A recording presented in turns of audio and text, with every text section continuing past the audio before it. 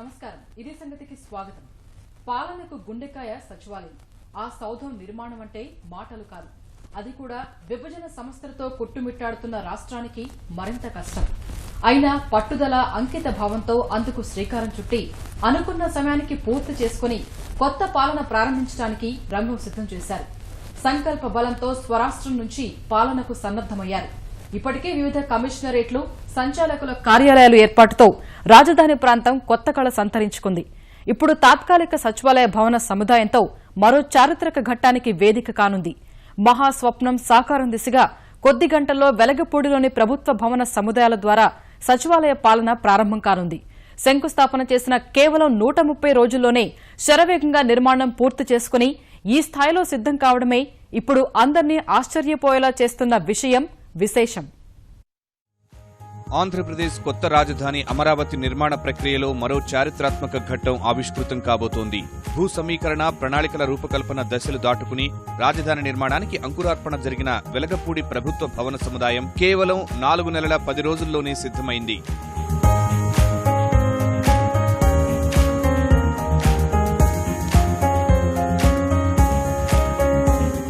కొన్ని రోజుల్లో పూర్తి స్థాయిలో పాలనా యంత్రాంగం కొలువుదీరనుంది.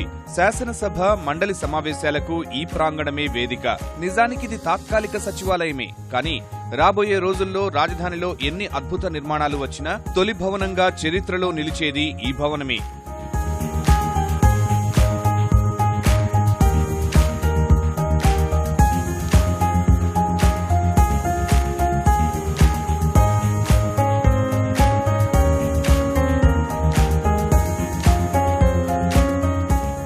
వెలగపూడి గ్రామంలో తాత్కాలిక సచివాలయం కోసం ప్రభుత్వ భవన సముదాయాన్ని నిర్మించేందుకు ఈ ఏడాది ఫిబ్రవరి 17వ తేదీన ముఖ్యమంత్రి చంద్రబాబు శంకుస్థాపన చేశారు. 6 బ్లాకుల భవనాలు నిర్మించేందుకు 220 కోట్ల రూపాయలు కేటాయించారు. మౌలిక సదుపాయాలు, ఫర్నిచర్, ఇతర అవసరాలకు 480 కోట్లు కేటాయించారు. నాటి నుంచి అందరిలో రోజురోజుకి ఉత్కంఠ, గంటకి పనిలో వేగం, నిర్దేశించుకున్న లక్ష్యంలోగా పనులు పూర్తి చేసి పాలన ప్రారంభించాలనే సంకల్పంతో నిర్మాణ ప్రక్రియ సాగింది. రాజధానిలో తొలి ప్రభుత్వ భవన సముదాయ గృహప్రవేశ కార్యక్రమం ఏప్రిల్ 25వ తేదీన లాంఛనంగా చేశారు. 4వ భవనంలోని ఓ గదిని యుద్ధ ప్రాతిపదికన సిద్ధం చేసి ఏప్రిల్ 25వ తేదీ వేకువజామున 4:01 ప్రారంభోత్సవం చేశారు. వచ్చే 2 నెలల్లో ముహూర్తాలు లేకపోవడంతో ప్రభుత్వం ముందస్తుగానే ఈ కార్యక్రమం నిర్వహించింది. ముఖ్యమంత్రి చంద్రబాబుతో పాటు ఆయన మంత్రివర్గ సహచరులు, ఉన్నతాధికారులంతా పాల్గొన్నారు.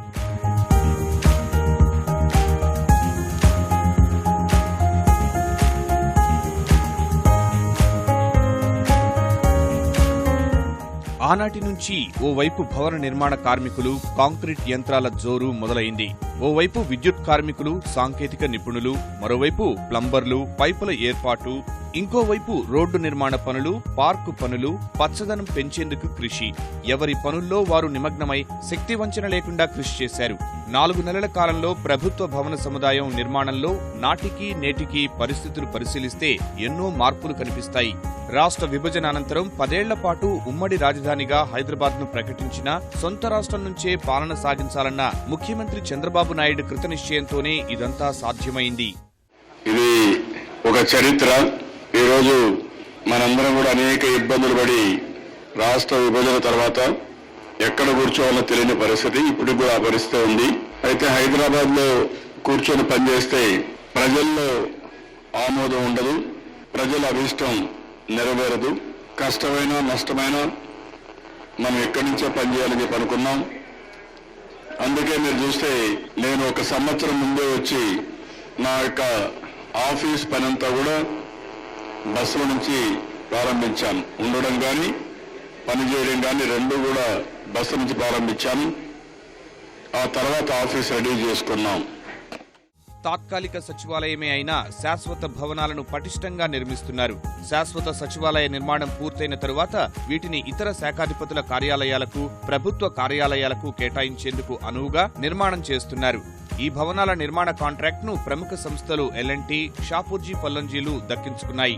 నిర్మాణంలో జాప్యం జరగకూడదని ముందుగానే నిర్ణయించి ఒప్పందం కుదుర్చుకున్నారు. ఒప్పందం ప్రకారం కనీసం 6 నెలల సమయం ఉంటుంది. కానీ 4 నెలల్లో పూర్తి చేయాల్సిన అవసరం ఉందని ప్రభుత్వం ఒత్తిడి తీసుకురావడంతో భవనాల ఆకృతులు పూర్తిగా వచ్చాయి. అంతర్గత రహదారుల నిర్మాణము శరవేగంగా సాగుతోంది. ఆకృతులు పూర్తయిన 5 బ్లాకుల్లో ప్రస్తుతం అంతర్గత నిర్మాణాలు చేపట్టారు.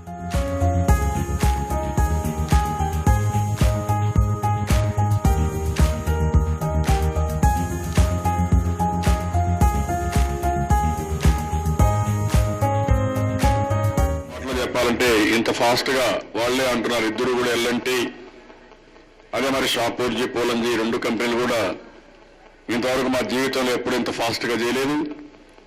మేము బాగా తొందరగా చేశాం, కానీ ఇది వరల్డ్ రికార్డ్ అవుతుంది. మాకు ఇంతవరకు ఎప్పుడూ చేయని పని అమరావతిలో చేశామని వాళ్లే చెప్తున్నారు.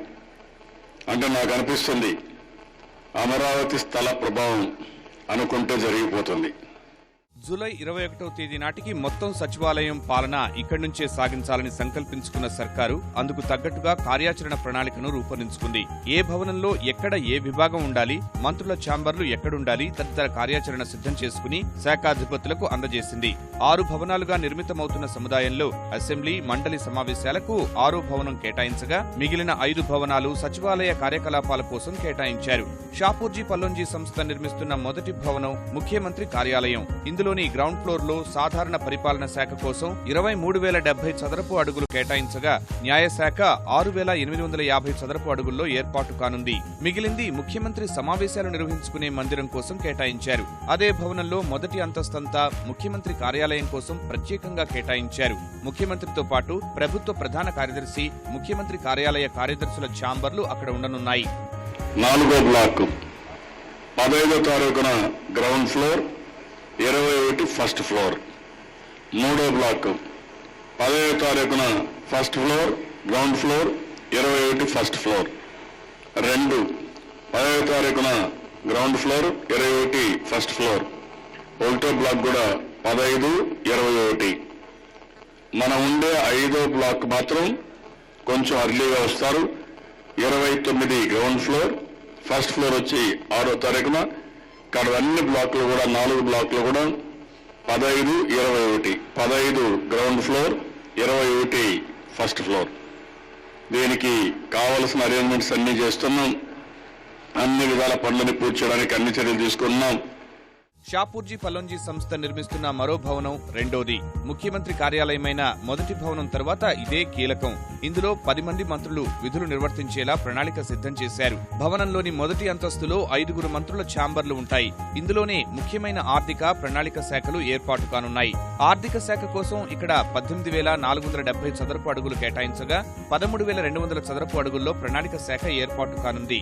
భవనం కింది అంతస్తులో మరో 5 మంత్రుల ఛాంబర్లు ఉంటాయి. ఇక్కడే 2,590 చదరపు అడుగుల పరిధిలో ఇంధనం, పెట్టుబడులు, మౌలిక సదుపాయాల శాఖ కొలువుదీరనుంది. పరిశ్రమల శాఖ కోసం 5,310 చదరపు అడుగులు, పట్టణాభివృద్ధి శాఖకు 8,080, హోంశాఖ కోసం 7,400, ప్రజా సంబంధిత శాఖ కోసం 2,970 చదరపు అడుగులు కేటాయించారు.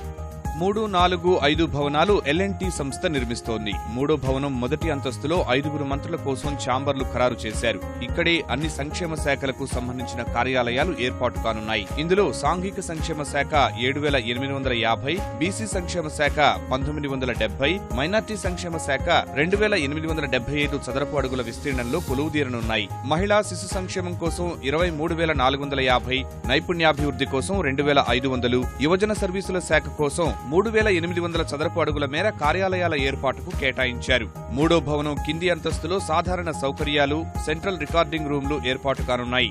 ఇక్కడే ఆదాయ పన్ను శాఖ 4,500 చదరపు అడుగుల్లో ఏర్పాటు కానుంది.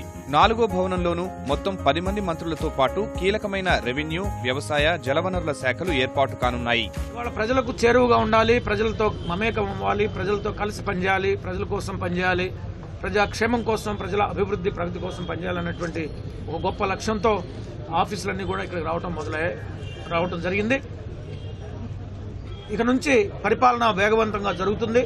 ఇక నుంచి పరిపాలన ఇంకా సజావుగా జరుగుతుంది. ఇంకా ప్రజలకు మరింత చేరువ అవుతాం, మరింత దగ్గర అవుతాం. అధికారులు, పాలకులు అందరూ కూడా ప్రజల వద్దకు వెళ్లి పరిపాలించేటువంటి ఒక మంచి కార్యక్రమం ఇది.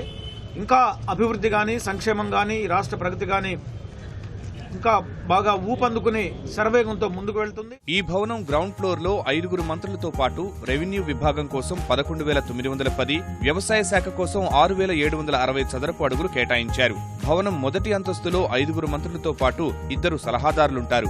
ఇందులో జలవనరుల శాఖ కోసం 10,550 చదరపు అడుగులు, పాఠశాల విద్యాశాఖ 4,310, ఉన్నత విద్యాశాఖ 4,720, ఆదాయ పన్ను శాఖ కోసం 5,450 చదరపు అడుగులు కేటాయించారు.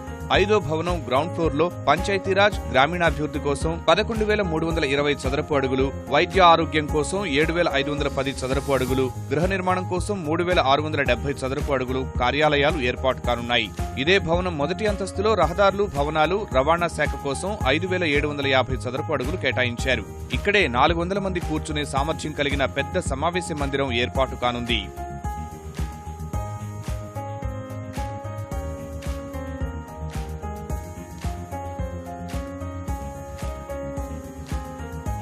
శాసనసభ, శాసనమండలి సమావేశాలకు నిర్దేశించిన 6వ భవనము నిర్మాణంలో ఉంది. జూన్ 29న ఆ ప్రాంగణంలో తొలుత 4 శాఖలు అడుగుపెట్టనున్నాయి. ఇందుకు ముహూర్తము ఖరారైంది. 5వ నెంబర్ భవనంలో గ్రౌండ్ ఫ్లోర్ సిద్ధమైంది. అక్కడ 4 శాఖల ఏర్పాటుకు అవసరమైన ప్రదేశం ఉంది. పంచాయతీరాజ్, గ్రామీణాభివృద్ధి, కార్మిక ఉపాధి కల్పన, గృహ నిర్మాణం, వైద్య ఆరోగ్య శాఖలు అక్కడకు తరలి వెళ్లనున్నాయి. ఆయా శాఖల కార్యదర్శులు 29వ తేదీ నాటికి తాత్కాలిక సచివాలయానికి తరలి వెళ్లాలని ప్రభుత్వ ప్రధాన కార్యదర్శి ఎస్పీ టక్కర్ ఆదేశాలిచ్చారు.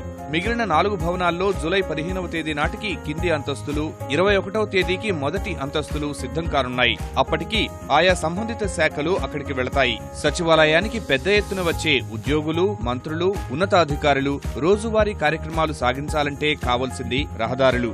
వెలగపూడికి దారితీసే రహదారులు ఎంత ముఖ్యమో భవన సముదాయం లోపల అంతర్గత రహదారులు అంతే ముఖ్యం. తాత్కాలిక సచివాలయం నిర్వహణ, ఉద్యోగుల అవసరాలకు రోజుకి 3 లక్షల లీటర్ల నీరు కావాలని అంచనా. 9 కిలోమీటర్ల దూరంలోని తుళ్లూరు 2 ఎత్తిపోతల పథకం నుంచి ఇక్కడికి నీటి సరఫరా చేయనున్నారు. ఇందుకు సంబంధించిన పైప్ లైన్ పనులు, నీటి శుద్ధి కేంద్రం ఏర్పాటు పనులు దాదాపు పూర్తయ్యాయి.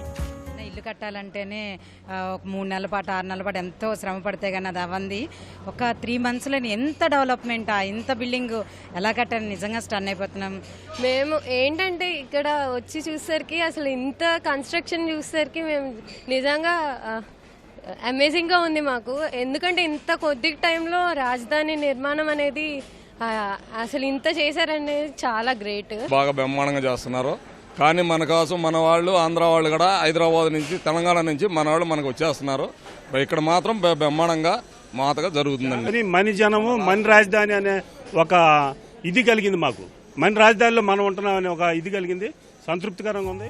తాత్కాలిక సచివాలయానికి ఉద్యోగులతో పాటు నిత్యం వివిధ పనుల మీద వివిధ వర్గాల ప్రజలు వందల సంఖ్యలో వస్తూ ఉంటారు. వాహనాల రద్దీ పెరుగుతుంది. దీనికి తగ్గట్టు రహదారుల్ని వెడల్పు చేస్తున్నారు. అంతర్గత రహదారికి సంబంధించి ప్రధానమైనది నేల చదును చేయడం. ఈ ప్రాంతం నల్లరేగడి నేల కావడంతో తడిస్తే మట్టిలో దిగబడే గుణం ఎక్కువగా ఉంటుంది. అందుకోసం నేలను చదును చేసి పటిష్టం చేయాలి. ప్రస్తుతం మొత్తం 20 ఎకరాల విస్తీర్ణంలో భవనాలు నిర్మిస్తున్నారు. ఈ 6 భవనాల్ని కలుపుతూ 1.6 కిలోమీటర్ల మేర అంతర్గత రహదారులు వేస్తున్నారు. తాత్కాలిక సచివాలయం చుట్టూ 1600 మీటర్ల పొడవైన ప్రహరీ నిర్మాణం చేపట్టనున్నారు. నిరంతర విద్యుత్ సరఫరాకు విద్యుత్ శాఖ ఏర్పాట్లు చేసింది. రాజధాని అంటేనే ముందుగా సచివాలయానికి ప్రాధాన్యం ఉంటుంది. మంత్రుల పేషీలు, కార్యదర్శులు, అనుబంధ విభాగాలు ఎంతో ముఖ్యం. భవన నిర్మాణాల కోసం ఆధునిక యంత్రాలు తెప్పించాయి నిర్మాణ సంస్థలు.